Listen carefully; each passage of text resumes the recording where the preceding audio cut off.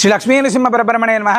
మానవుడి యొక్క జీవన విధానంలో రోగము రుణము అనేటువంటిది అత్యంత ఇబ్బందికరమైనటువంటి అంశాలు. రోగము రుణము అనేటువంటివి తొలగిపోవాలి, మన కుటుంబం యొక్క ఉన్నతి ఉండాలి, మన పిల్లలకి సంబంధించినటువంటి విద్య, ఉద్యోగం, ఆయుష్, ఆరోగ్యం ఇవన్నీ కూడా మంచిగా ఉండాలి అనేటువంటి సంకల్పం మనకు ఉంటే 24వ తారీఖు అత్యంత విశేషమైనటువంటి శుభదినం ఆషాఢ అమావాస్య. దీనిని ఆడి అమావాస్య అంటారు. ఆడి అమావాస్య సందర్భంగా భద్రాద్రి దివ్యక్షేత్రంలో కోరిన కోరికలు తీర్చేటువంటి కల్పవృక్ష నారసింహ స్వామివారి యొక్క దివ్య సన్నిధిలో అత్యంత విశేషంగా ప్రాతకాలం సుప్రభాత సేవ, అనంతరం విశేషమైనటువంటి గోపూజ, నవకలశ స్నపన తిరుమంజనం, అదేవిధంగా సంతాన ప్రాప్తికి అత్యంత విశేషంగా ప్రతి అమావాస్య నాడు జరిగేటువంటి వైనతేయ హోమాన్ని నిర్వహించి సంతాన ప్రసాదాన్ని ఇవ్వడం జరుగుతుంది. ఇది చాలా విశేషం. ఉదయం 8 గంటల నుంచి సాయంత్రం 6 గంటల దాకా ఎక్కడా లేనటువంటి విధంగా సుదర్శన మంత్రాత్మకంగా చాలా వైభవంగా దృష్టి తీసేటువంటి కార్యక్రమం ఇక్కడ మాత్రమే జరుగుతుంది. అదేవిధంగా సాయంత్రం 4 గంటల నుంచి కూడా